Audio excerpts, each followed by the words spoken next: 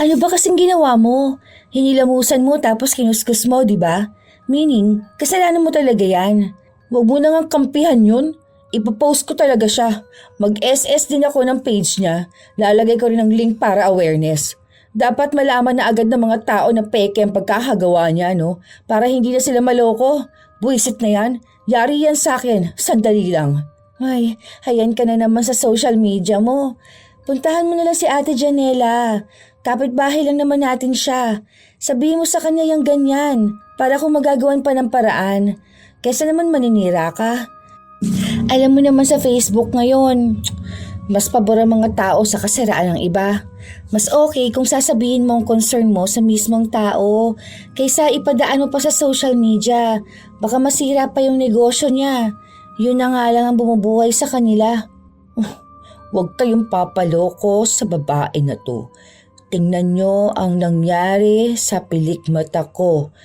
Kung ayaw nyong maglagas din ng pilikmata ninyo, umiwas na agad kayo. Ito ang page niya. Mga peke lang ang nakalagay dyan na kunwari magaling siyang gumawa. Nagbayad ako ng tama, pero anong ginawa niya? Sinira lang ang pilikmata ko. Hashtag, wag suportahan ang peke. Hashtag, mapanira ng pilikmata. Ayan, naipost ko na siya. Tingnan mo, mag-trending talaga to. Magkakaroon niya ng maraming basher. Ako pang kinalaban niya, content creator kaya ako. Minsan, may mga tao na tila ba lahat ng kanilang ginagawa ay gustong makita ng publiko at ng mas nakararami. Kahit na walang kabuluhan o nakakaapekto ng paninira sa iba, ginagawa pa rin nilang mag-post. Lalo na sa panahon ngayon na lahat ng tao ay tutok na sa social media. Ganon kasi ang ugali ni Lovely. Kahit na nakakasakit ng ibang tao, basta maging mas kilala at angat siya, magiging mas masaya siya. Ngunit bawat maling ginagawa ay may kapalit. Ano kayang karampatang parusa para sa mapanira na kapitbahay? Oh, yari ka sa akin. Ipopost kita, kala mo ha? May mga kapitbahay talaga na walang pakundangan. Nagpapatugtog at videoke ang pangit naman ng boses. Te, ano na naman yung ginagawa mo? Magpo-post ka na naman sa Facebook. Nakakahiya ka naman. Anong nakakahiya doon? Account ko naman to ah. Ang daming nakakakita ng post mo. Para kang mas malala pa sa Jejemon. Pati yung panis na ulam pinapost mo pa. Parang pati yung pagtulog mo ng alas 8, ipopost mo pa.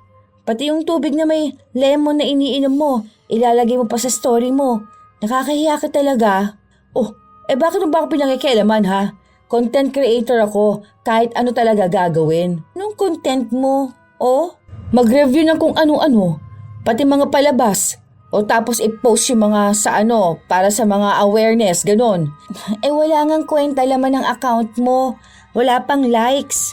Hoy, marami rin kahit paano, no? Nasa 10 likes din yun. Engagement yun para ma-monetize yung Facebook ko. Paano nga mangyayari yun kung walang kwenta yung mga ginagawa mo sa account mo? Hindi mo gayahin yung kay Ate Malu. Magpo-post siya ng mga reels pero yung magandang reels. Tapos nagpo-post naman siya nung may mga kabuluhan na pictures at caption na talagang nakakatulong sa ibang tao. Yung iyo kasi walang kwenta eh. Konti na lang ibablock na kita talaga.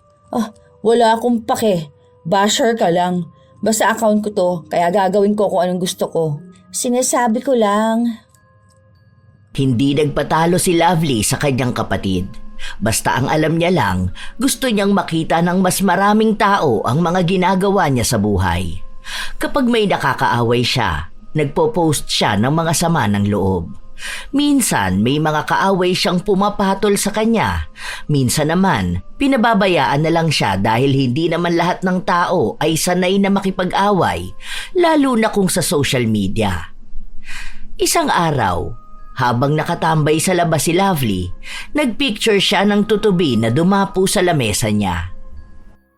Baka i-post mo pa yan. Ano bang pakialam mo? Hala, pinost niya nga talaga. May caption pa talaga na may nakita akong tutubi. Parang tanga eh. Ano naman kung may nakita kang tutubi? Kailangan ba ipaalam mo sa lahat? Huwag mo nga akong pakialaman. Kapag ako kumita sa Facebook ha, tingnan mo, hindi talaga kita bibigyan ng pera. Dead ma lang talaga sa basher. Pinagtatawanan ka na kasi ng mga kakilala natin. Sabi nga ng kaklase ko, in-unfriend ka na niya eh. Ang toxic mo raw kasi sa social media. May followers pa naman ako ah. Wala akong pakialam sa ibang tao. Doon ka na nga sa loob, magugas ka ng plato. Sinipa pa ni Lovely ang kapatid niya para pumasok sa loob ng bahay nila. Pagkatapos nun, binuksan niya ulit ang cellphone para mag-post. Wala akong pakialam kung i-unfriend mo ako. Hindi ka naman mahalaga sa buhay ko. Pagka-post niya nun, may nag-comment na isang kaibigan niya at tinanong kung sino yon. Sinabi niya lang na kung sinong naiinggit sa kanya. Ayaw na lang daw niyang pansinin at patulan. Ilang araw pa ang lumipas, halos kada minuto siyang nagpo-post, kahit ang ginagawa niya. Kapag maglalabas siya, ipopost niya pa na naglalabas siya. Kapag napagod siya, ipopost niya ring pagod siya at kaunti na lang ang lalabhan. Kapag nagmimerienda siya, ipopost niya rin na nagmimerienda siya, kasama ang video ng pagkain niya. Ganon siya sa araw-araw kaya lagi siyang pinagsasabihan ng kanyang kapatid. Kung ano kasing ingay ni Lovely sa social media, siya namang tahimik ng kapatid. Isang hapon, habang nasa labas si Lovely, nakita niyang kauuwi lang ng kapitbahay nila. Galing kayong ospital, be? Oo ate, nagpa-check up si Lola. Saka bumili na rin ako ng gamot. May nagpunta kasi kanina. Magpapalagay ata ng eyelashes. Kaso wala naman kako atang tao dyan. Nag-chat nga sa akin. Hindi kasi siya nagsabi na pupunta siya eh. Dapat bukas pa yun. Kaya ayun, hindi ko siya nasabihan na wala nga ako rito. Dumarami na yung nagpapagawa sa'yo ah. Paano ba yan? Nagpo-post ka sa Facebook, ganon? Sa mga group te. Yung iba naman kusang nagchat-chat sa akin kasi nirekomenda ko ng dati kong kliyente, ganon. Bakit hindi ka kaya gumawa ng page mo? Para doon mo ipopost yung mga nagawa mo na. Para kapag may nakakita tapos nagustuhan nila, pupuntahan ka nila rito. Meron ako ate, kaso nasa 10 likes lang ata yung page ko. 10 likes lang? Grabe naman yun. Ako followers ko naman 10k na eh. Mas sikat pa ako sa'yo na may business. Hindi ko naman hangad ang kasikatan. Saka naka-private din naman yung account ko. Hindi ako pala post. Ang pinopost ko lang sa mga page yung mga gawa ko. Saka customers lang naman ang hanap ko. Hanggat may dumarating sa akin, masaya na ako. Malaking tulong kasi nito sa amin ni Lola. Lalo na at kaming dalawa na lang ang magkasama. Ako lang yung inaasahan niya eh. Sa bagay, hindi naman para sa lahat ng kasikatan. Pagkapasok ni Janela sa loob ng bahay nila, nagpost na naman si Lovely. Bakit kaya may mga tao na umaasa sa iba? Kapag matanda ka na, dapat hindi ka nagiging pabigat sa apo mo. Ewan ko rin kung bakit hindi sila nagplano sa buhay nila noong kabataan nila. Kaya kapag ako, hindi ako papayag na sasalo ako ng matanda. Wala pa akong anak, dapat enjoy lang sa buhay. Hindi pwedeng sabihin na porket lola, dapat nang akayin. Ayan, okay na yan. Sana mag-trending to. Tapos magbigay sila ng stars sa akin. Tapos maraming engagement para naman magkaroon na ako ng content monetization. Gusto ko na kumita sa puro post. Maya-maya lang ay may mga nagkomento na sa post niya. Higit sa inaakala niya. May mga sumang-ayon sa kanya pero meron namang mga nagpaliwanag kung bakit may ibang tao na ginagawa yon. Habang dumarami ang taong nakakapansin ng post niya, nagiging masaya naman siya. Kaya bigla niyang naisip na mas epektibo pala ang ganong klase ng post. Mas nakakahatak siya ng mga tao. Sinubukan niya ulit. Ipinost niya ang tungkol sa pagkaing binili niya. Nagbigay siya ng komento na hindi masarap at kakaiba ang lasa. Ginaya niya lang ang mga post na nakikita niyang may mga halong paninira na hindi halata. May mga tao nga siyang nahahatak para mag-comment. Sinabi na ganong klase raw ang gusto nilang makita.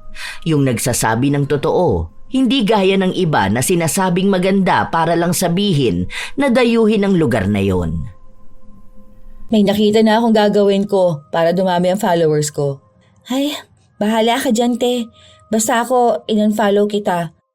Mga walang kwentang post ang nakikita ko dun eh. Mahirap talaga kapag ang basher ay yung nasa loob ng bahay nyo, kapamilya mo, mismong kadugo mo. O ayan, na-post ko na, kala mo ha. Papansin siya, kala mo aping-api palagi. Sikat na ako ngayon. Kaya may magko-comment sa akin, kala mo ha, pwede kitang i-bash. Dahil may mga nakakapansin na ng mga post ni Lovely, mas naging lalo na rin ang pagpapapansin niya. Mas lalo niyang ipinakita lahat ng ginagawa niya, pati pagluluto niya, pati paglalakad niya. Kahit pa mismong nakagat siya ng lamok at kumati. Pati mga langaw, langgam, pati kung nakakita siya ng butike at paru-paro. Lahat na lang ng bagay kailangan niyang ibahagi sa ibang tao. Kaya lalo rin siyang pinagsasabihan ng kanyang kapatid. Isang araw, lumabas siya para maghanap ng trabaho. Labas lang para mag-apply ng work. Sana makapasa sa interview. Nakakatamad maghanap ng trabaho. Hindi na lang pala ako tutuloy. Kapag na-monetize naman na tong account ko, kikita na rin naman ako. Pwede na ako maging content creator. Hindi siya tumuloy sa pag-a-apply. Pagkasakay niya ng bus, punuan na kaya nakatayo lang siya. 30 minutos pa naman ang layo ng biyahe pero walang nagpapaupo sa kanya. May katapat siyang isang lalaki na natutulog. Mukhang pagod na pagod ito galing sa trabaho. Kaya ang ginawa niya ay kinuhanan niya ng litrato ang lalaki. Sa katunayan, hindi lang naman siya ang nakatayo. May ibang babae pa na mas matanda sa kanya. May kasama pang mga bata pero nakatayo lang. Hindi naghahangad o nanghihingi ng upuan sa ibang tao. Iba na talaga ang panahon ngayon. Ang kakapal na ng mukha ng mga kalalakihan. Hindi na nagpapaupo ng babae. Wala na talagang gentleman ngayon. Katulad ng lalaki na to na hinayaan lang akong tumayo kahit na pwede naman niyang ipaubaya sa akin ang upuan niya. #walang gentleman. #nakatayo sa bus. #uuwi na. Pagkababa niya ng bus, naglakad naman siya papasok sa iskinita nila. May isang binata na hindi sinasadya na mabangga siya. Ayos to binangga ako. Makapag-note nga. Kilalanin mo sinong binabangga mo. Yan, okay na. Post nga ako. May bumangga sa akin. Hindi man lang nag-sorry. Pagka-uwi niya, nakasalubong niya pa si Janela na naghahatid ng kliyente palabas ng eskinita. Diretso ka lang dyan, tapos sa kanan ka lumiko. Ayun, sa kanto na yun. Bakit hinatid mo pa yun? Hindi ba yun marunong maglakad? Hindi niya raw kasi alam yung daan palabas. Ano mga service mo ulit, be? Eyelashes, tapos minsan naman makeup, minsan reband. Depende kung ano basta pwede ko pagkakitaan. Magkano sa eyelashes mo? $350. Gawan mo ko, pero libre lang tapos ipopromote ko yung business mo. Marami akong followers para kumita ka. Ay, hindi pwede, te. Alam mo naman na yung kinikita ko ang binibili ko ng gamot ni Lola. Ako pa nagpapaaral dun sa 2 kong kapatid. Tapos pangkain namin. Binibili ko rin ng ibang gamit para sa iba kong service. Hindi ko kaya yung libre. Eh di wag. Dami mo namang sinabi. Gusto lang kitang tulungan, no? Ako na nga ang nagmamagandang loob. Ang dami kong followers na kapag nakita ang post ko, pwede maging potential customers mo. Hindi na naghintay pa si Lovely ng sagot mula sa kanilang kapitbahay. Pumasok na agad siya ng bahay nila. Nasa pinto pa lang siya, nagbukas na naman siya ng social media. Just got home. Kapagod ang araw na to. Tapos, may isang tao pa na inalok ko ng tulungan, ayaw pa. Minsan talaga mga tao ayaw ng tulong. Hay, andito na naman tong feeling famous na to. Magpo-post pa yan siya na nakauwi na siya. Tapos mamaya niyan, post niya pa yung ulam namin na nilaga, tapos may caption pa yan na, tara, kain. Oh, ano sa'yo? At least may likes. At least ka dyan. Te, burahin mo nga yung post mo kanina doon sa may lalaki. Kawawa naman yung tao. Bakit ko naman buburahin yun? Sa totoo naman talaga na hindi siya gentleman. Hindi mo ba nakita na mukha siyang pagod? Mamaya working student yun na walang tulog at pahinga. Tapos sisiraan mo lang siya. Hindi ka naman special na tao, no, para paupuin niya. Ano, PWD ka ba? Buntis? Senior? Diyos ko, hindi naman, di ba? Kahit na. Dapat kapag may babae na nakatayo, alam na sana ng mga lalaki kung paano sila aakto, no? Mano sanang tumayo siya, tapos paupuin ako, di ba? Pagod din naman ako, ah. Te, 2024 na, huy. Matuto kang tignan kung anong lagay ng lalaki na nagpapahinga. Nauna siya umupo doon. Lahat ng tao may pagod. Pero kung gusto mo pala makaupo, edi sana hindi ka sumakay sa bus na puno ng mga tao. Sana naghintay ka ng sumunod, di ba? Hindi mo ginagamit sa tama ang platform mo. Huwag mo nga akong pagsalitaan. Wala kang alam dahil bata ka pa lang. Tabi nga dyan, iniinis mo na naman ako. Pagpasok pa lang ng kwarto ni Lovely, kung ano-ano na naman ang pinopost niya. Nagpost pa nga siya ng litrato niyang nakahiga na at nilakipan niya pa ng caption na higa muna dahil nakakapagod na araw ito. Nakasanayan niya na yun, kaya kahit na buwan na ang lumipas, ganun pa rin ang ginagawa niya. Minsan pa, nagpo-post siya ng mga video ng ginagawa niya. Kulang na lang pati pagligo niya ay detalyado niyang sinasabi. Minsan pa, may nakaaway siyang kapitbahay nila dahil sa huli niyang post. Yari sa akin yan. Ipopost ko talaga yung pagbumukha niya mamaya. Alam mo kapag ikaw idinimanda sa kagaganyan mo, tatawanan lang kita. Oh, wala naman pagdemanda mga yun. Hindi mo sure. May mga libreng abogado, no? Wala naman nakukulong sa pag-post, no? Tsaka may freedom of tayo. Di ba yun? Freedom of expression. Hindi sa lahat ng bagay pwede mong idahilan ng freedom of expression. Pwede kang makasuhan ng cyber libel. Kapag nag-post ka ng pagmumukha ng iba tapos pangit ang mga sinasabi mo, pwede nila maging ebidensya yon. Basta may screenshot sila. Dagdag pa ang Data Privacy Act. Hindi lang yan. Marami pang pwedeng ikaso sa'yo, no? Lalo na kumuha ka ng picture na walang pahintulot. Intentional pa ang pangungutya mo sa tao. Hindi mo alam yon, di ba? Hindi ka kasi nag-aral na mabuti noon. O tapos ngayon, nilamon ka ng social media. Akala mo porket may freedom of expression tayo, pwede mo na gawin kahit na mali. Hoy, dami mo alam. Bahala ka sa buhay mo. Ang daming ang gumagawa nun. Bakit wala namang nakulong, di ba? Imbento lang yung mga act na yan, no? Walang ganyan sa totoong buhay. Bakit, abogado ka ba, ha? Hindi naman. Ay, bahala ka dyan. Kapag ikaw talaga nakatsyempo ka ng katapat mo, aba, kawawa ka talaga. Kahit na anong sabihin ng kanyang kapatid, hindi siya nakikinig. Dahil ang iniisip at ang alam niya lang hanggat may kakayahan siyang mag-post, gagawin niya. Paulit-ulit. Kung ano-ano na lang, mapatao, hayop, bagay o pangyayari. Basta naisipan niyang i-post ay gagawin niya. Hanggang sa isang araw, nagising ang lahat ng tao sa bahay nila matapos niyang sumigaw. Ano ba yun, te? Anong problema mo? Tingnan mo, na-monetize na ako. Pwede na akong kumita sa pag-post lang. Yayaman na ako. Yan lang pala, ang OA mo naman, te. Ipopost ko to. Natutuwa ako. Magkakapera na rin ako. Hindi na ako magtatrabaho. Focus na lang ako bilang content creator. Pwede pa ako magkaroon ng mga sponsor something. Yung ako nang babayaran nila para lang i-post ko sila sa account ko. Nagbunga rin ang panay pag-post ko. Sabi ko sa'yo may pera sa ganito. Jeje pala ha. Huwag kang hihingi na allowance mo ha.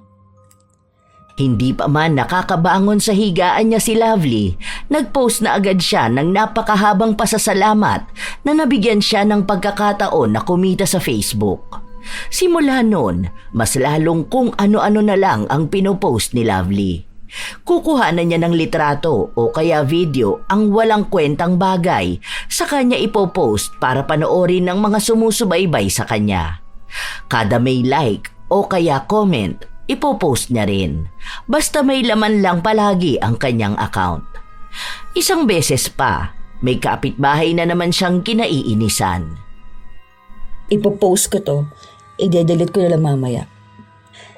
Nakakainis talaga kapag may kapitbahay kang inggitera at intrimidita. Papansin masyado.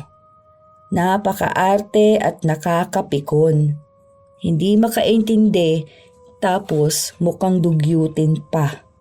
Kapag umabot ng 100 likes itong post ko, ipopost kong mukha niya.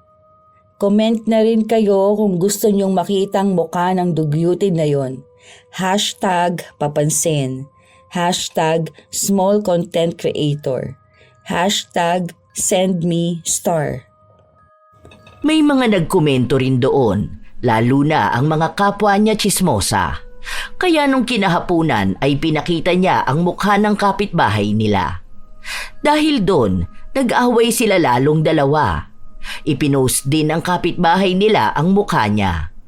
Nag-away sila habang ang daming taong nakakabasa noon. Hindi nagpapatalo si Lovely, kasabay na hindi rin nagpapatalo ang kapitbahay nila. Nagkapatawagan pa nga sa barangay. Bakit ako ang magsasorry dyan? Siya ang nauna mang away sa akin, no? Walang nais na humingi ng tawad sa dalawa. Hanggang sa pinagkasundo sila na burahin mismo sa harapan ng barangay ang mga post nila na litrato at mga paninira na may kinalaman sa isa't isa. Ayaw sanang tanggalin ni Lovely, pero kailangan niyang gawin. Nagkaroon din sila ng kasulatan na hindi na nila uulitin ang ganong bagay. Pero pagka-uwi pa lang ni Lovely, nakahanda na naman ang post niya. Kagaling lang sa barangay. Hindi tayo papatalo. #kapag nasa katwiran, ipaglaban mo. #small content creator. Hala siya oh. Papansin talaga eh. Bakit ba? Naiinis pa rin ako sa kanya eh. Pumirma ka nga na bawal mo na siyang i-post, di ba? Oh, wala namang pangalan niya sa post ko ah. Duwag kasi yun eh. Tigilan mo na kasi ang ganyan te. Kumikita ka ba dyan sa ginagawa mo? Oo, basta maraming engagement. Kaunti pa lang kasi nagsisimula pa lang naman ako eh. Kita mo na? Parang piso-piso lang kita mo dyan. Pero yung kay Hia na dala niyang panay post mo, parang ano, basta nakakahiya. Basta, wag mo akong pakialaman. Nagpatuloy ang pag-iingay ni Lovely sa social media. Basta may maisip siya o may ginagawa, ipapaalam niya sa lahat. Na para bang inaabangan din ng mundo ang tungkol sa buhay niya. Hapon na pala. 3:14 p.m. na. Hindi ko napansin kasi babangon pa lang ako sa higaan. Merienda tayo mamaya. #ano kayang merienda? Ay, Diyos ko. Pati oras talagang sasabihin mo pa sa social media. Kapag ba hindi mo sinabi ang oras, hindi nila alam ang oras na? Bakit ba basher ka? Inaano ba kita? Ang OA mo kasi te, nakakainis. Buhay ko to ha. Kung anong ipopost ko, yun ang gagawin ko. Ay, lowbat na pala ako. Lowbat na ako. 4% na lang. Tamang hanap ng charger. #nasaan na ba yun?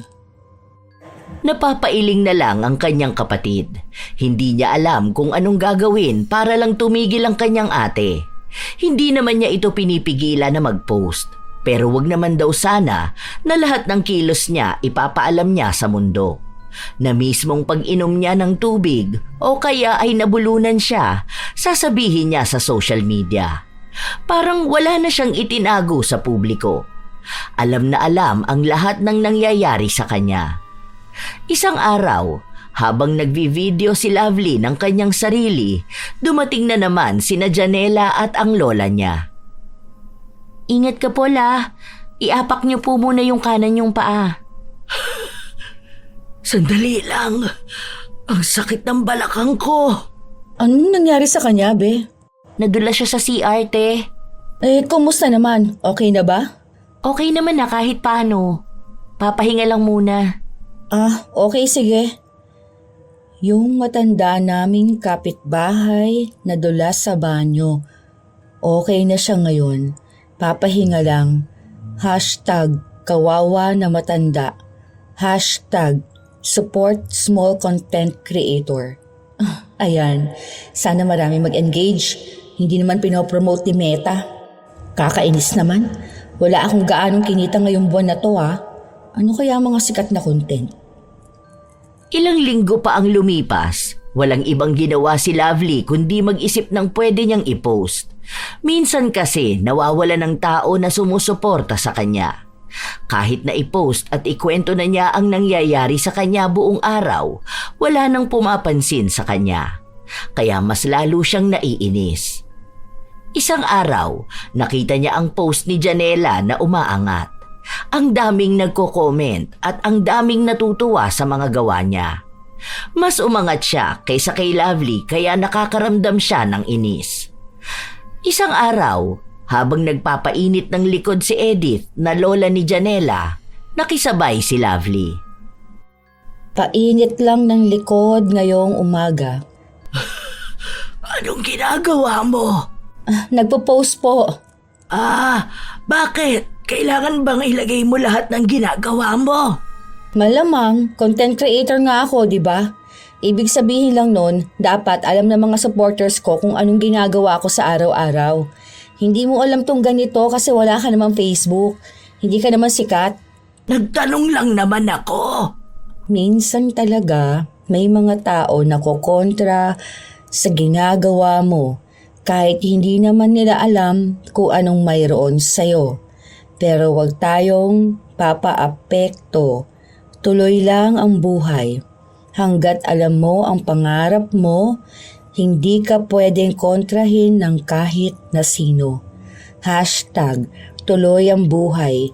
#hayaan mo sila. Wala naman yatang nakikialam sa'yo, te. Halata naman na pinakikialaman niyo ako, no? Ay, ganun talaga ang buhay. Makauwi na nga sa bahay. Pagkapasok niya sa bahay nila, nagpost na naman siya ng tungkol sa kapitbahay na masama ang ugali. Kung ano-ano na ang iniimbento niyang kwento na para bang siya talaga ang inapi. Pinagsabihan na siya ng kapatid niya pero hindi niya pinansin. Hanggang sa hinayaan na lang siyang gawin ang gusto niya. Pinaghahanap na rin siya ng trabaho dahil halos 1 taon na siyang tambay sa bahay nila at walang naipapasok na pera. Isang araw, nakita niyang ang daming tao sa bahay ni na Janela. Mga kliyente na nagpapagawa sa kanya. Ang daming tao sa bahay nila Paldo siya dyan. Masipag naman kasi si Ate Janela. Talagang todo bigay siya sa negosyo niya.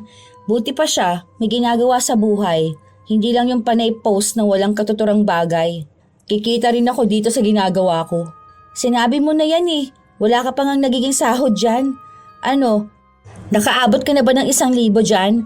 Wala pa naman, di ba? Hindi naman maganda gawa niya eh.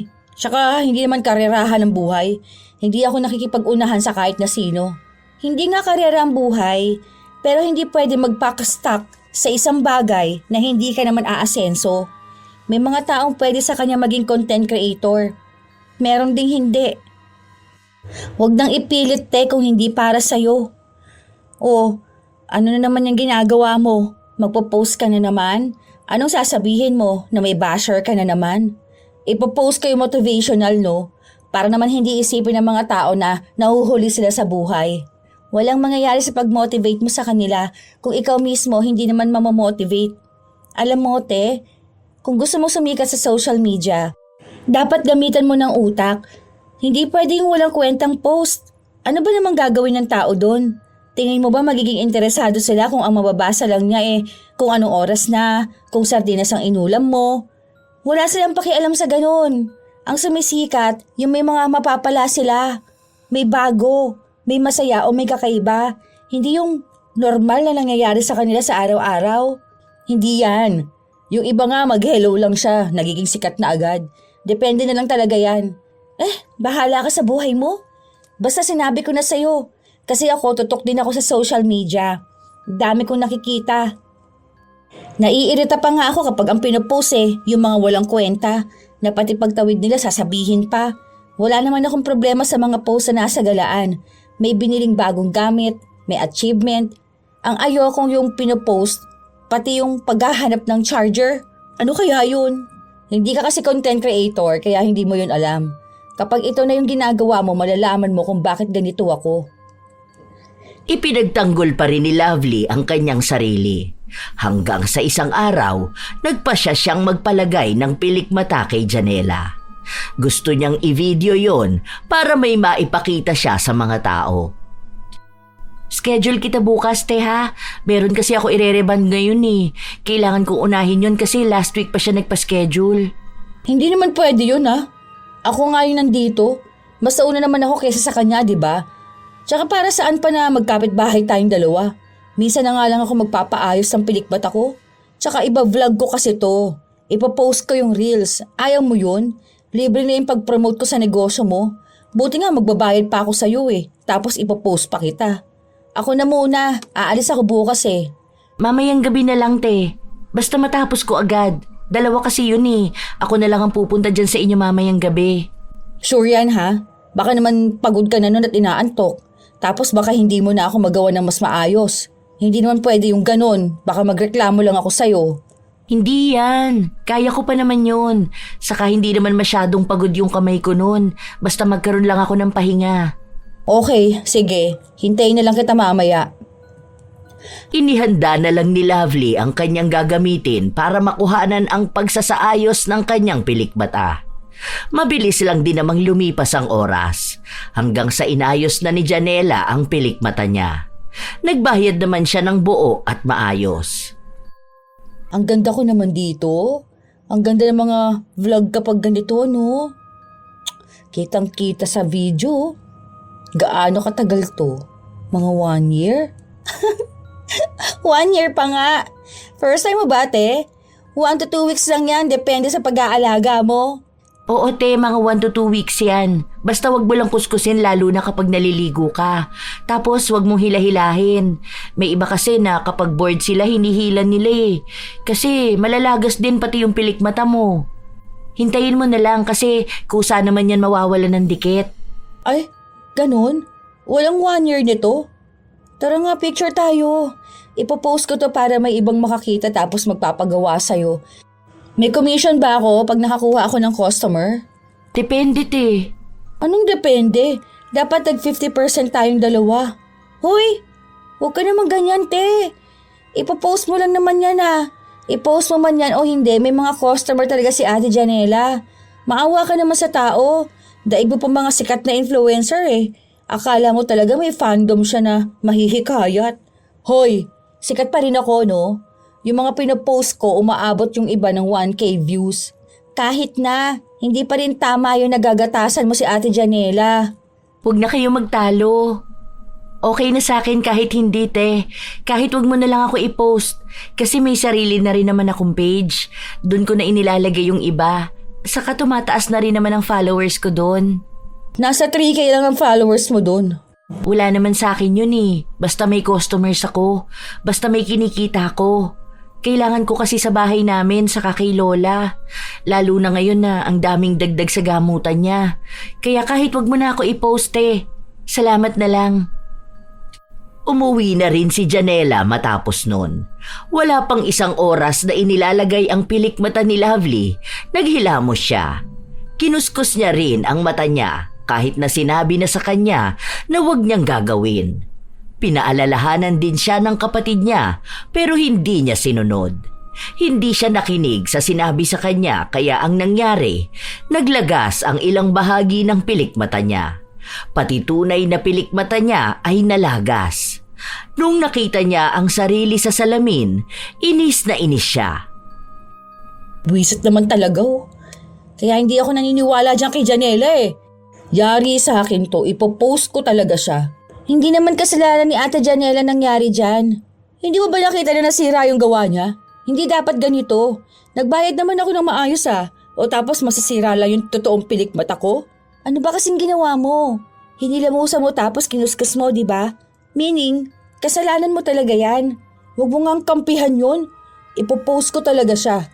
Mag-SS din ako ng page niya. Lalagay ko rin ng link para awareness. Dapat malaman na agad ng mga tao na peke ang pagkakagawa niya para hindi na sila maloko. Buisit na yan. Yari yan sa akin. Sandali lang. Ay, ayan ka na naman sa social media mo. Puntahan mo na lang si Ate Janela. Kapitbahay lang naman natin siya eh. Sabihin mo sa kanya yung ganyan para kung magagawan pa ng paraan kaysa maninira ka. Alam mo naman sa Facebook ngayon, mas pabor ang mga tao sa kasiraan ng iba. Mas okay kung sasabihin mo ang concern mo sa mismong tao kaysa ipadaan pa sa social media. Baka masira pa yung negosyo niya. Yun na nga lang ang bumubuhay sa kanila. Huwag kayong papaloko sa babae na ito. Tingnan ninyong nangyari sa pilikmata ko. Kung ayaw niyong maglagas din ang pilikmata niyo, umiwas na agad kayo. Ito ang page niya. Mga peke lang ang nakalagay dyan na kunwari magaling siyang gumawa. Nagbayad ako ng tama pero anong ginawa niya? Sinira lang ang pilikmata ko. Hashtag, wag suportahan ang peke.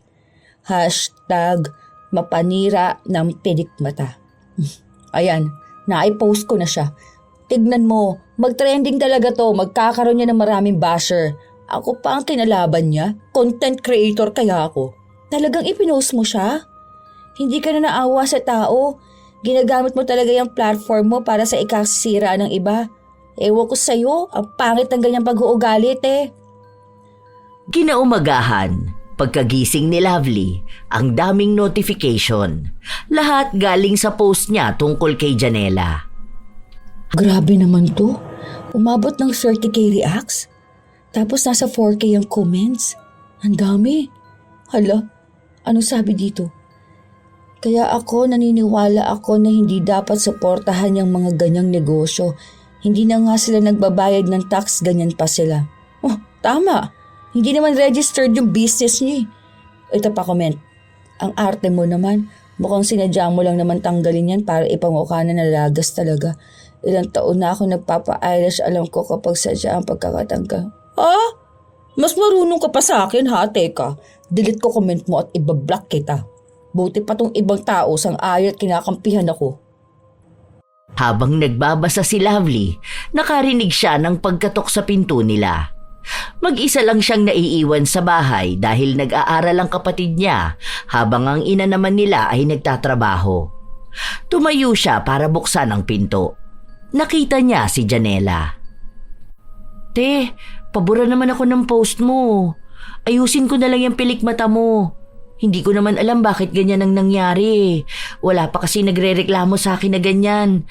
Sana sinabi mo na lang sa akin kagabi. Aayusin ko naman yan eh. Pakibura mo na lang yun, te. May negosyo kasi ako eh. Kailangan ko yun. Kahit ibalik ko na lang binayad mo sa akin. Please, te. Ayoko. Hindi pwede yung ganyan. Bakit kasi hindi mo inayos? Alam mo na nga na content creator ako, di ba? Sana kasi inayos mo yung trabaho mo. O ngayon, naniniwala ka na may impluwensya ako? Parang awa mo na, te. Masisira ako niyan. Hindi ko na kasalanan yun, no? Basta ako nag-post ako para lang malaman nila. Maging lesson na lang yan sa'yo. Halos lumuhod na si Janela sa pagmamakaawa niya, pero hindi siya pinansin ni Lovely. Paano yun buburahin ni Lovely kung yun ang unang beses niyang makakatanggap ng ganun karaming pansin sa publiko? Ang daming pumapanig sa kanya, ang dami ring pinupuna siya. Pero kada kontra sa kanya, binubura niya ang mga yun. Mas gusto niyang makita ang kasiraan ni Janela. Mag-post kaya ulit ako. Ang lakas ng loob, hindi pa rin siya tumitigil, guys. Kawawa naman yung mga naloko niya. Mabilis lang din at dumami ang komento at reaksyon ng mga tao. Hati na naman ang opinyon. May nagsasabing isumbong daw sa barangay at hinga ng permit. May nagsasabi rin na tigilan na niya dahil kawawa naman ang mga tao. Pero mukhang tama nga si Elsa. Mas gusto ng mga tao na pag-usapan ang kasiraan ng iba. Kaya doon sumikat si Lovely. Habang pilit na binubuo ni Janela ang sarili niya at ibinabalik ang tiwala ng mga tao, patuloy naman siyang sinisiraan. Pati litrato niya at ng lola niyang walang muwang sa problema, nadadamay na. May mga humihiling na mamatay na ang matanda dahil hindi niya raw nadisiplina ang apo niya. Isang hapon, nasa bahay lang si Lovely at tuwang-tuwa siya sa mga nababasa niyang masasakit na salita patungkol kay Janela. Maya-maya, dumating ang kapatid niya. Burahin mo na yun. Grabe na pambabash ng mga tao kay Ate Janela. Bakit ko naman buburahin? Sikat na nga ako. Kumikita na yung account ko. Ang dami ko ng followers at reactors. At talagang masaya ka pa sa ganyan? Aba, syempre, no? Gusto kong sumikat at kumita eh. Anong pakialam ko sa ibang tao? Nagkakaroon ng depression yung tao, te. Ay, gusto kong content yan ah. Magpo-post nga ako mamaya na depressed ako dahil sa mga ginawa ni Janela sa akin. Ang insensitive mo talaga, no? Pati yung seryosong bagay ginagawa mong content. Hanip namang pag-uugali yan. Una, nanira ka ng kabuhayan ng iba. Tapos sinahayaan mo lang yung iba na magsalita ng masama dun sa tao na wala namang ginawang masama sa'yo. Ngayon, magpapaawa ka pa sa social media na depressed ka. Te, may mga tao na totoong ganyan ang nararamdaman. Hindi yan challenge sa Facebook na gagawin mong katuwaan lang. Ano ka ba naman? Matanda ka na. Mag-isip ka naman. Wala akong pakialam. Hanggat may nakukuha akong atensyon sa iba at sumisikat na ako, wala akong pakialam sa ganyan. Bakit? May mga influencers nga rin na gumagawa lang ng eksena para pag-usapan sila, di ba? Nakuha ko na yung atensyon ng mga tao, kaya makukuha ko na rin kung anong gusto ko para sa kasikatan at sakita ko. Inis na inis si Elsa pero wala siyang magawa. Pinagsabihan na rin ng kanyang ina si Lovely dahil naaawa na ito sa kapitbahay nila. Pero sadyang matigas ang puso ng dalaga. Masaya siya sa atensyon ng tao. Masaya siyang may nagagalit sa iba. Ang katwiran niya, hanggat hindi siya ang nakararanas, hindi siya magiging apektado. Hanggang sa ilang linggo ang lumipas, wala nang nagpapagawa kay Janela. Wala na ring nagpupunta sa kanila dahil ayaw na madamay sa pambabatikos ng publiko. Tuwang-tuwa si Lovely dahil siya na ang naging sikat at kumikita. Hindi na rin lumalabas si Janela dahil natatakot siyang bigla na lang may pumuna sa kanya sa labas. Hanggang sa isang araw, may kumatok sa pinto nila. Pagbukas ni Lovely, ang nakita niya ay ang lola ni Janela. Ano na naman kailangan mo? Hindi ba kayo nagsasawa na guluhin ako? Maawa ka naman sana sa apo ko. Hindi na siya makakain at makatulog. O wala naman akong ginagawa sa kanya. Nag-post lang naman ako ng honest review. Binabas siya sa Facebook. May mga chat din siya na natatanggap at pinagmumumura siya. Hindi naman nila kilala ang apo ko. Bakit gano'n sila magalit? May masama ba siyang ginawa sa'yo? Hindi ba madadaan sa maayos na pakiusapan? Hindi ka ba marunong magpatawad? Ay, wag niyo na nga akong guluhin. Basta ako, maayos ang buhay ko. Anong pakialam ko kung nababash ang apo mo? Pakibura na lang yung post mo. Ayusin mo naman ang pangalan ng apo ko. Wala yan, hindi talaga. Bahala kayo dyan. Kahit na sinong makiusap sa kanya, hindi niya pinakikinggan. Matapos niyang bumalik sa kwarto, nagbuka siya ng video na ipopost niya. Nagpanggap siyang aping-api at umiiyak. Hindi ko na alam ang gagawin ko, guys. Nade-depress na ako. Hindi na ako makatulog ng maayos. Bakit ako ang inaatake ng iba? Bakit sa akin galit na galit ang mga kamag-anak ni Janela? Minsan na lang ako magsasalita dahil natatakot na ako sa kanila. Pinagbabantaan nila ang buhay ko. Yung lola niya, ang sabi pa sa akin kukulamin ako. Guys, kung ano man ang mangyari sa akin, Kayo na ang bahalang humusga. Basta ang alam ko lang, wala akong masamang ginagawa. Hindi ko na alam. Baka hindi na muna ako mag-Facebook. Baka magbubura na ako ng lahat ng social media ko. Ilang beses niya pang inulit ang pag-iyak niya para magmukhang totoo nga. Matapos nun, nag-post din siya ng mga video na umiiyak siya at pinapatungan ng mga nakakalungkot na musika. Nakita niyang magandang gawain yun dahil nakukuha niya ang simpatya ng mga tao. Naaawa sa kanya at sinasabi sa kanya na lumaban lang siya sa buhay. Kahit na ang totoo, hindi naman talaga siya nakakaramdam ng mali. Walang umaaway sa kanya. Dahil walang tugon si Janela o kahit na anong post, inakala ng mga tao na hindi niya pinagtatanggol ang sarili niya dahil totoo naman. Ang hindi nila alam, hindi lang sanay si Janela na magpaawa sa social media.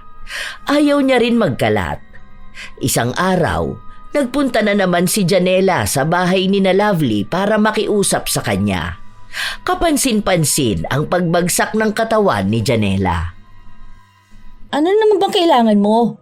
Nung nakaraan yung lola mo, tapos ngayon ikaw naman? Te, nakaluhod na ako sa'yo. Parang awa mo naman. Kailangan ko ng kabuhayan. Ako lang mag-isang bumubuhay sa pamilya ko.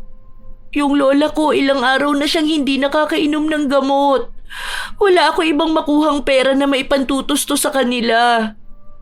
Yung mga kapatid ko, hindi na nakakapasok sa eskwela dahil pati sila nababash.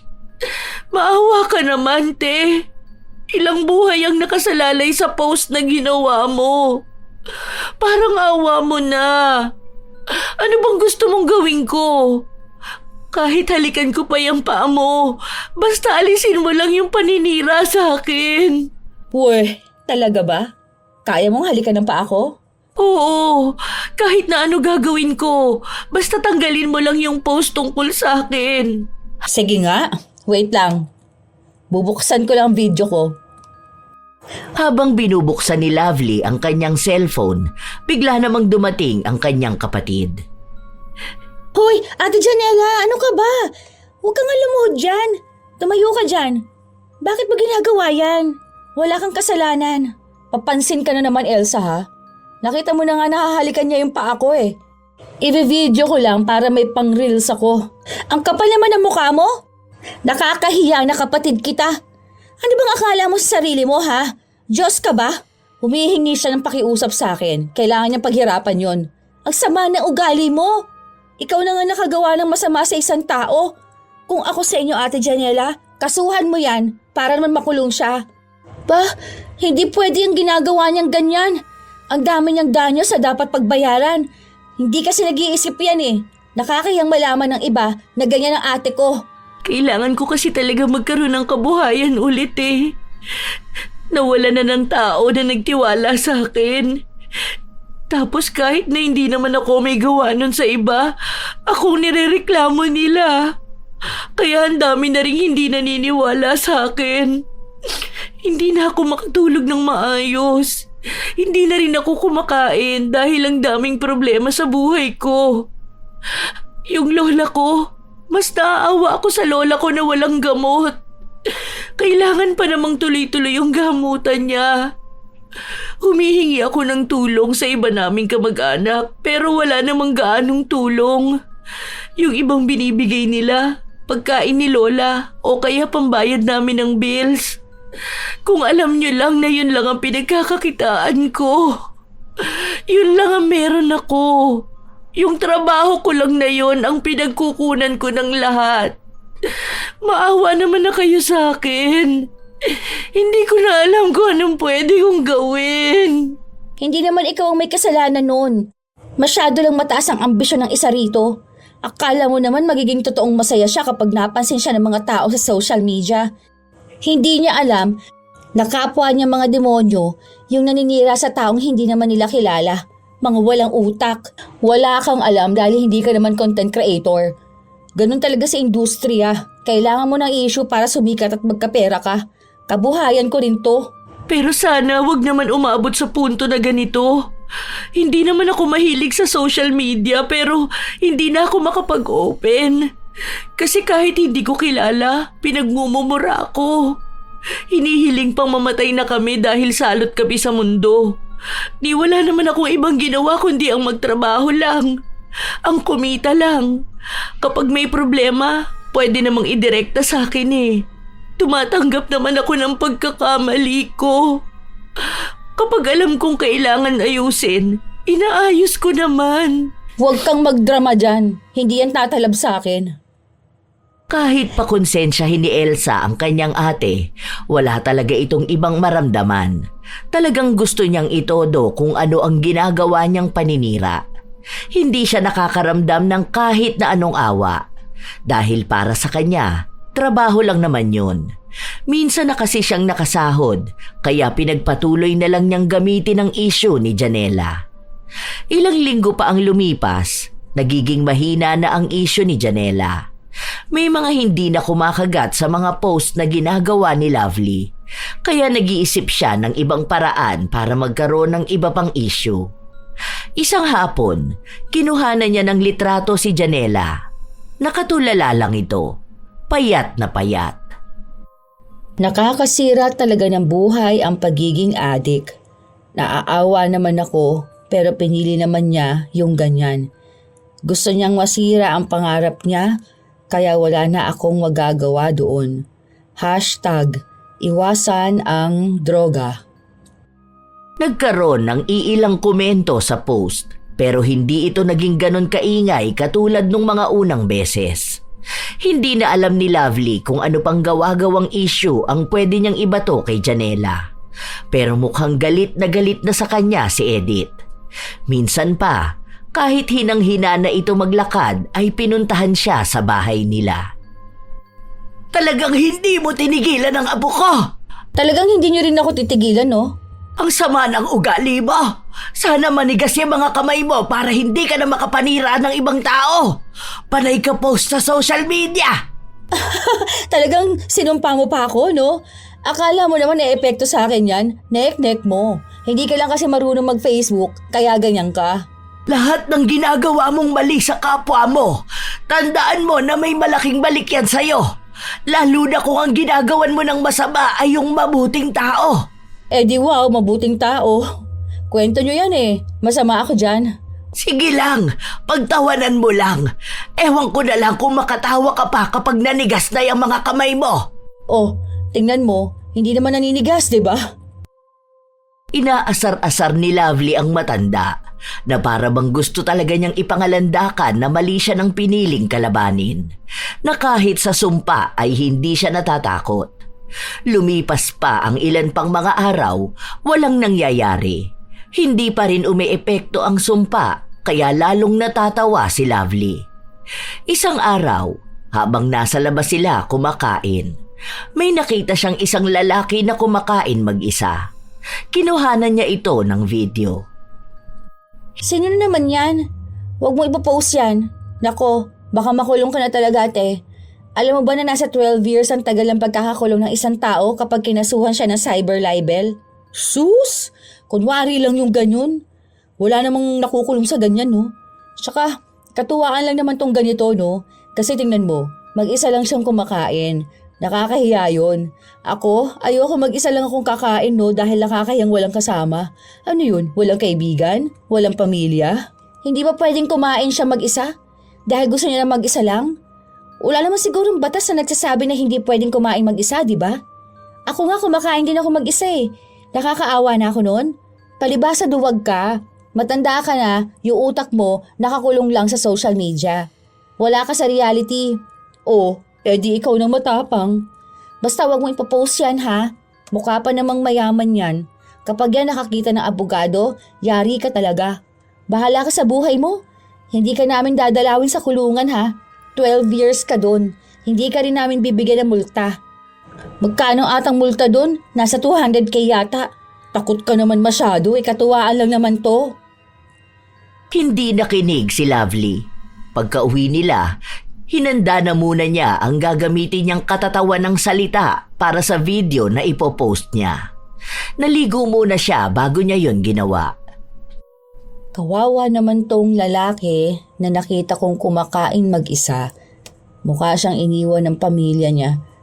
Siguro masama ang ugali nito o kaya kriminal. Yung uso pa naman niya mukhang gilid ng lamesang nakatulis. #katuwaan lang. Ayan, okay na. Ang bagal naman na internet. Yaan mo na. Mapopost din naman na yan. Makatulog na nga. 10 oras ng gabi, biglang nagising si Lovely.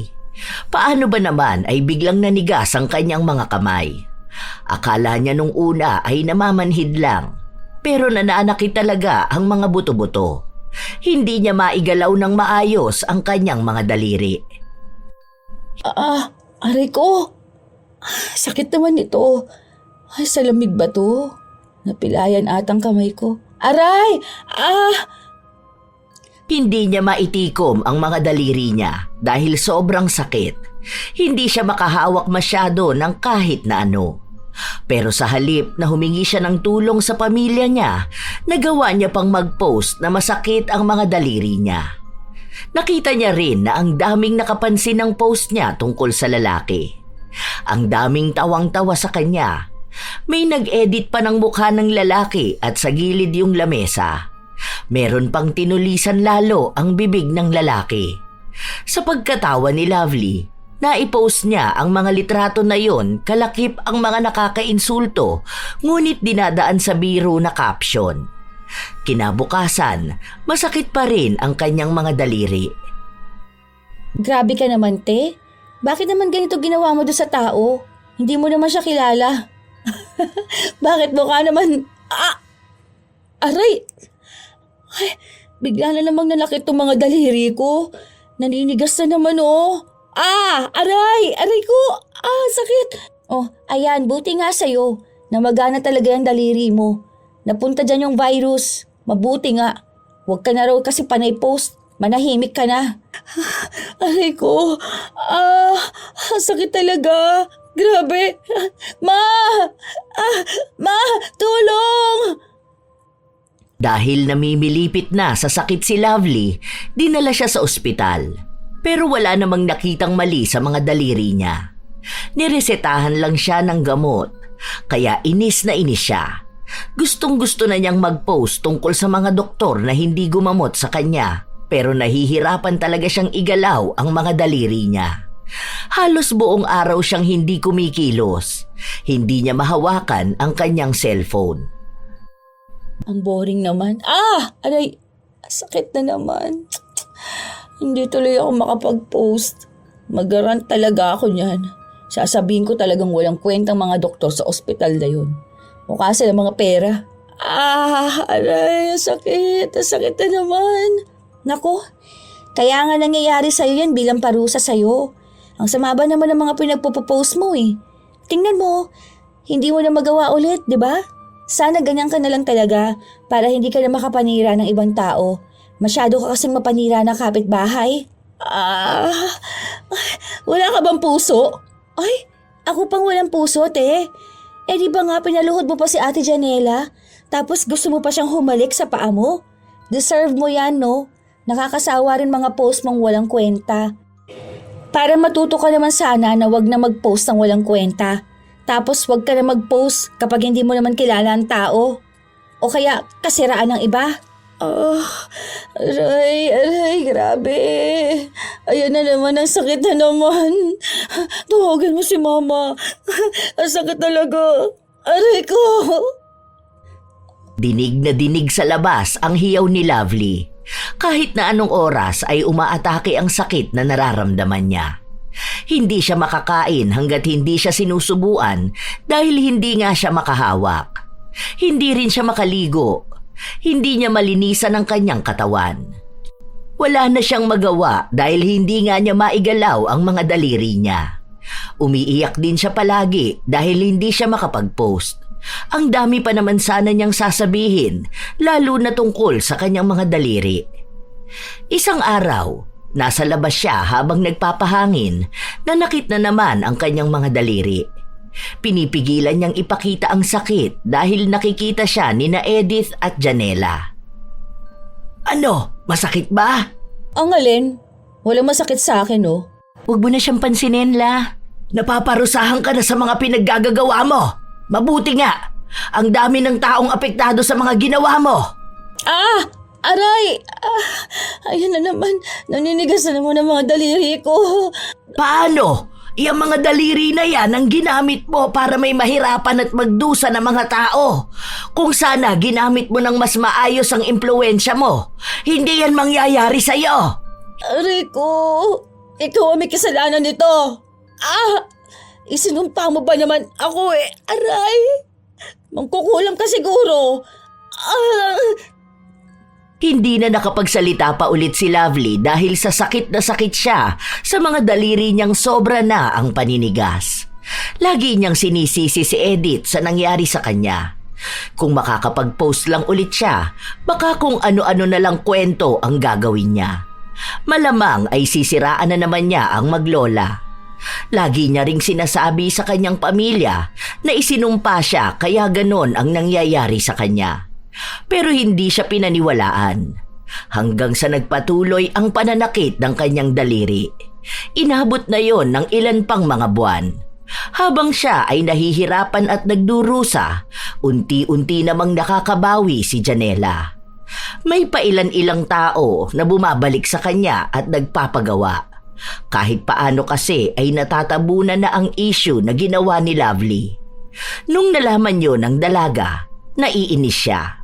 Dahil siya, hindi na makabawi-bawi. Natutuwa ako.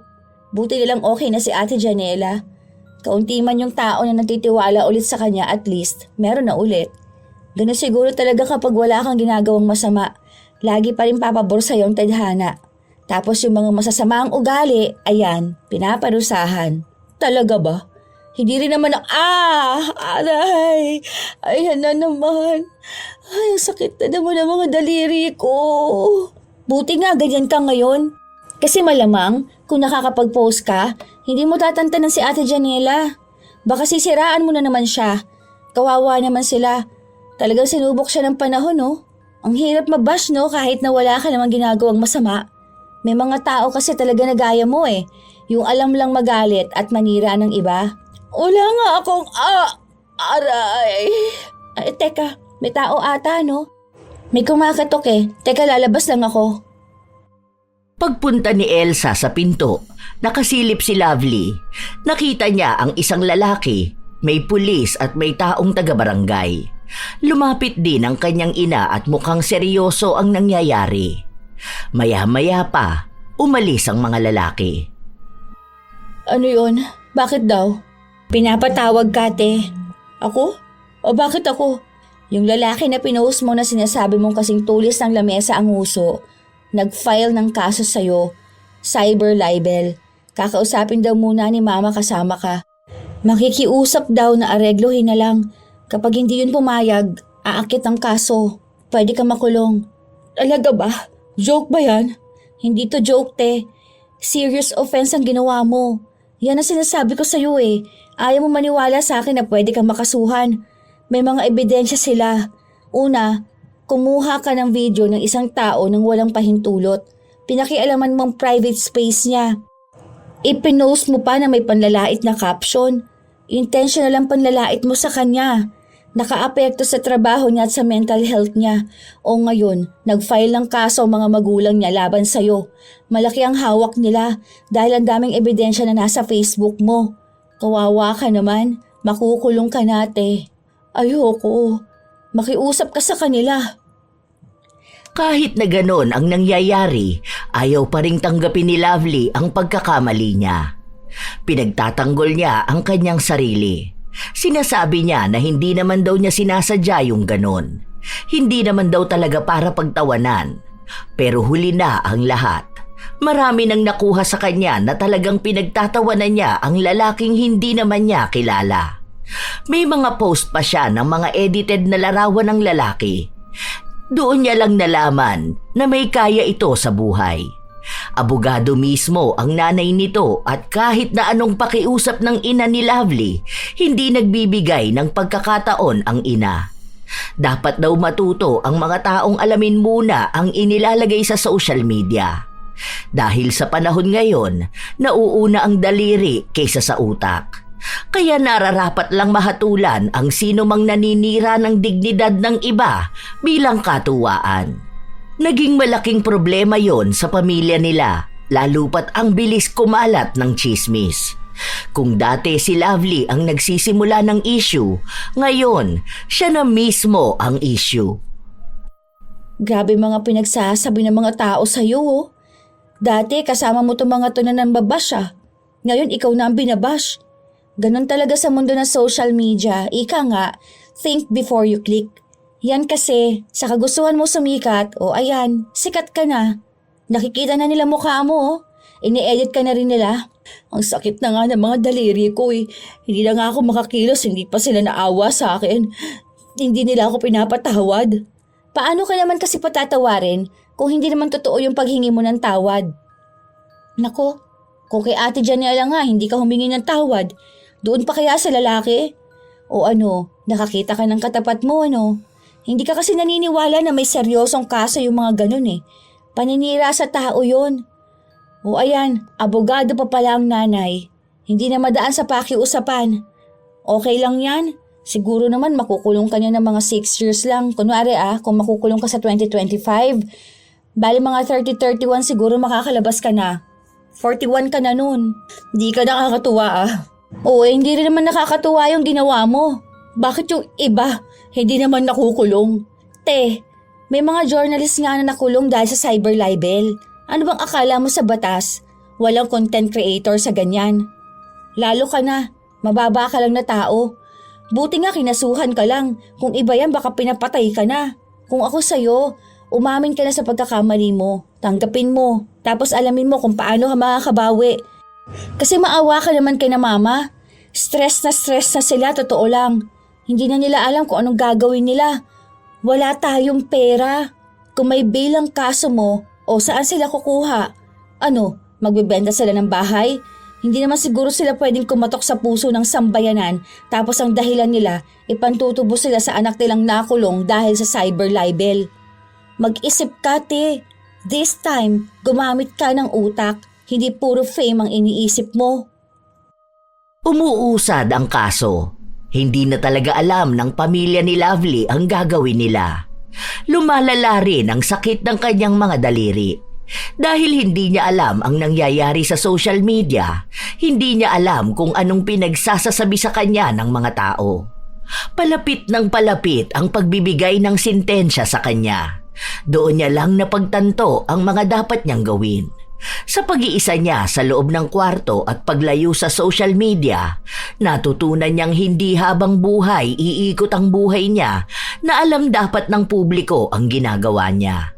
Kaya nakiusap siya sa kanyang ina na makausap ulit ang nanay ng lalaking pinagtawanan niya. Noong una ay ayaw siyang makausap, pero pinilit niyang pakinggan siya. Parang ahawa niyo na po. Pangako, gagawa ako ng video na humihingi ng tawad at inaamin ko ang pagkakamali ko. Huwag niyo na pong ituloy ang kaso. Puburahin ko ang video. At kahit po magkaroon tayo ng kasunduan, pinapangako ko po na hindi ko na yun uulitin. Kung gagawa man po ako ulit ng ganun, kahit po ikulong niyo na ako ng diretsyo, bigyan niyo lang po ako ng pangalawa pang pagkakataon. Maawa na po kayo. Magbabago na po ako. Mabuti na lang din at ramdam ang sinseridad niya, kaya hinayaan siyang gawin ang mga pinangako niya. Una muna ay ang video niya ng paghingi ng tawad. Ginawa niya yon. Inamin niyang ginawa niya yon para may pagkatuwaan. Hindi siya nag-isip muna. Mas inuna niyang isipin ang magiging kasikatan niya na hindi naman tama. Ang dami niyang inamin na kasalanan at paghingi ng tawad. Matapos nun ay binura niya lahat ng may kaugnayan sa lalaki. Nagpatulong siya sa kapatid niya. Lahat ng post niya pinabura niya. Ang tanging naiwan na lang ay ang video na ginawa niya. Matapos nun, nagkaroon sila ng kasulatan. Nilagdaan niya yon na kahit kailan ay hindi na niya uulitin. Malaking ebidensya na ang pag-amin niya sa video at ang kasulatan. Kaya sa oras na gawin niya ulit yun, makukulong na siya. Nakahinga na sila sa problema na yun, pero hindi pa sa sakit niya. Aray, ang sakit na naman. Aray ko po. Alam mo, te, feeling ko kailangan mo rin talagang humingi ng tawad kina Ate Janela, tsaka pala sa lola niya. Kasi sa totoo lang, isa sila sa may pinakamalalang pinagdaanan eh. Sila yung talagang unang tao na nasira mo. Ano naman ang gagawin ko? Ganun pa rin ba sa ginawa ko na public apology? Oo. Tapos yung personal sana. Para naman kahit papaano makita nila yung sinseridad mo. Tapos magbago ka na talaga. Humingi ka ng tawad kay Lord. Baka sakaling gumaling ka, di ba? Ganon lang yung naisip ko. Katulad nga ng sinabi ng kapatid niya, yun mismo ang ginawa niya. Humingi muna siya ng tawad na ipinost niya sa social media. Inamin niyang siya talaga ang may mali. Hindi niya lang matanggap at sinisi niya kay Janela. Ang dami niyang inamin na alam niyang magiging dahilan para lalo siyang kagalitan ng mga tao. Matapos nun, pinuntahan niya mismo si Janela sa bahay nila. Hindi ko alam kung mapapatawad mo pa ako. Pero sorry Pasensya na kung nagpabulag ako sa kasikatan na bigay ng paninira ako sa ibang tao. Pero inayos ko na kung ano yung mali ko. Hindi kita minamadali na magpatawad, pero sana dumating yung araw na maghilom yung mga sugat na naibigay ko sa'yo. Patawarin mo ko. Hindi ako taong mapagtanim ng galit, pero hindi ko pa kayang sabihin na pinapatawad na kita. Dahil hanggang ngayon may masakit pa rin sa akin. Hanggang ngayon nawawalan pa rin ako ng gana sa lahat. Pero sana magbago ka na nga. Huwag lang yung puro salita. Dahil walang magiging saysay ang paghingi mo ng tawad sa akin kung hindi mo naman babaguhin ang sarili mo. Ang dami kong natutunan. Ang dami kong nakitang mali sa sarili ko at sa ginawa ko. Naging bukas ako sa publiko. Lahat gusto ko makita nila. Kaya pati problema ko, ngayon, nakikita rin nila. Wala akong itinago noon, kaya wala na akong itago ngayon. Pero hihintayin kong araw na mapapatawad mo pa ulit ako. Sana rin umayos na ang buhay mo. Sana makabawi ako sa'yo. Hindi ko pa masasabi ngayon pero sana nga makaya ko ulit makabalik sa dati. Sirang-sira na ako eh. Kahit na ilang paghingi ng tawad, hindi na mababago ang tingin ng ibang tao sa akin. Kinakaya ko na lang ulit mabuhay ngayon dahil may pinaghahawakan pa ako sa pamilya ko. Patawarin mo talaga ako. Buong puso ang paghingi ng tawad ni Lovely. Hindi lang siya sa tao humingi ng tawad, pati na rin sa Diyos. Dahil alam niyang malaki talaga ang pagkakamaling nagawa niya. Lumipas ang ilan pang mga buwan hanggang sa sumapit na ang bagong taon. Hindi pa rin nagkikibuan ang magkapitbahay. Pero kapansin-pansin na bumabalik na ang sigla ni Janela. Hindi na rin nagpo-post sa Facebook si Lovely, hindi katulad noon. Umalis na rin siya sa Facebook dahil ayaw na niyang makita ang mga alaala ng mga taong nasaktan niya at mga taong nananakit sa kanya ngayon. May mga tao pa rin na nakakakilala sa kanya. Kapag nakikita siya, pinagsasabihan siya ng kung ano-ano. Tinatanggap na lang niya kaysa ang pumatol. Isang araw, pagkalabas nila ng simbahan, nakasabay niya si Janela. Andyan ka pala, hindi kita napansin. Kumusta ka na? Ayun, okay na kahit paano. May araw lang na naninigas tong mga kamay ko. Minsan kapag sobra sa trabaho o kaya kapag malamig. May trabaho akong napasukan, mananahi. Siguro, pahilot mo lang yan, baka gumaling pa. Yun nga sabi sa akin ni Mama. Ikaw ba, kumusta ka naman? Maayos naman ako. May kakilala ko na kukunin ako sa ibang bansa. Isasama niya raw ako sa Qatar. Oh? Paano naman ang lola mo? Doon muna siya kina tita. Lilipat na kasi ng bahay yun eh, kaya doon ko na muna ipapaalaga. Magpapadala naman ako ng pera para sa gamutan ni lola. Mas malaki yung sahod ko kapag nasa ibang bansa ako. Buti naman kung ganun. Masaya ako para sa'yo. Salamat. Sana maging maayos na yung kamay mo. Sana nga. Kapag magaling na ako at hiring pa kayo doon, sabihan mo ako ha. Sige te, basta maging mabait ka na ha. Baka mamaya may makaaway ka doon tapos i-post mo. Uy, hindi ah. Wala na nga akong Facebook. IG gamit ko pero pang chat lang. Tapos sa TikTok ako nakatambay. Ganon. Pero yung sa Facebook, wala na. Umalis na ako. Baka mamaya matukso na naman ako eh. Ang toxic ko pa naman na tao.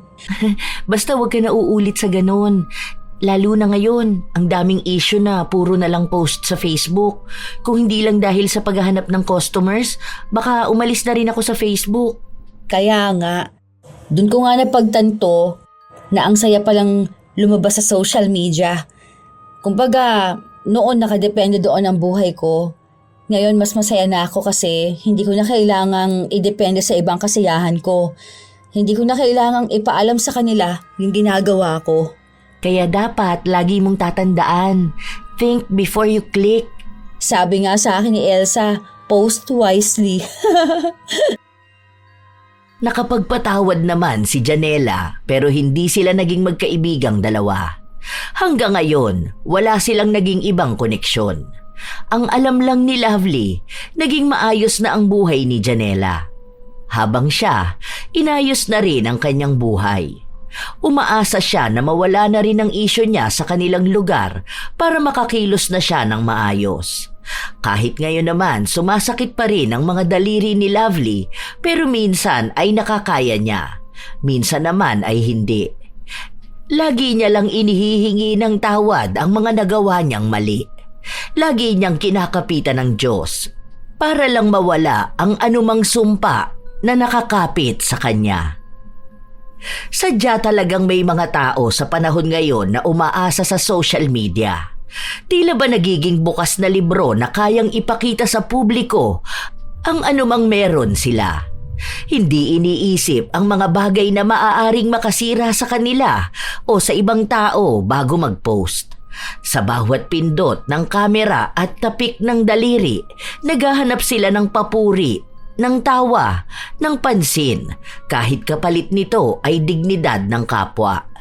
Unti-unting nagiging sukatan ng halaga ang likes at shares at nakakalimutang ang bawat post ay may totoong taong tinatamaan. Sa mundong nilamon na ng tila ba pagkahumaling sa pagiging perpekto, nagiging normal ang manghusga, mangutya at gawing aliwan ang buhay ng iba. Hindi na mahalaga kung may nasasaktan, basta may nanonood. Hindi na mahalaga kung totoo, basta sumikat. Nakakalimutan na ang social media ay hindi lamang entablado ng aliwan, kundi salamin ng pagkatao. At sa bawat salitang inilalathala, may responsibilidad na kaakibat. Tandaan na ang buhay ay hindi laging nakabase sa nakikita sa social media. Dahil minsan, yon ay isang bahagi ng buhay na madaling mamanipula. May mga kwento pa rin sa likod ng bawat larawan at video na napapanood. Naway gamitin ito sa tamang paraan. Sa pagbibigay ng tunay at may saysay na post at hindi sa paninira at pagtawa sa iba. Dahil kahit kailan, hindi sa dami ng followers masusukat ang halaga ng isang tao, kundi sa kakayahan niyang gamitin ang utak at mag-isip bago magbahagi. Dahil lagi ring may parusa sa mga mapanira na kapitbahay. Kayo ba mga apo? Naranasan nyo na rin bang mabash at masira sa social media? Paano nyo ito hinarap? Ibahagi nyo naman ang inyong kwento kasabay na rin ang inyong komento at opinyon sa kwento. Naway may magandang aral itong naihatid sa inyo. Shout out sa ilan sa mga masusugid na tagapakinig ng mga istorya ni Lola Telang. Janela Cute at Sagaledo Family from Bulacan. Carmencita Casas, May Fugaban, Tolentino Erwin, Jennifer Lopez, Cheryl Vertudazo from Bahrain, Dulce Imay, Sheina May Dayan Bronyo, Team Kawali na sina Chef Alan, Chef Delilah, Chef Richie at sa pinakapogi na si Boss Bubot from Pililla Rizal. Yasden Love, Joy Aniban, Rosel Sabanal, Jorin Enetorio, Jessica Ojerio from Tibiao Antique, MCL Department, Brenda, Mona Risa, Sharen at Arnie, Jane Laico, Carol Silorio, Christian De Jesus from Davao, Jonaline Dominguez, Nilda Dultra. Ito ang inyong Lola Telang at maraming salamat sa lagi ninyong pakikinig, mga apo.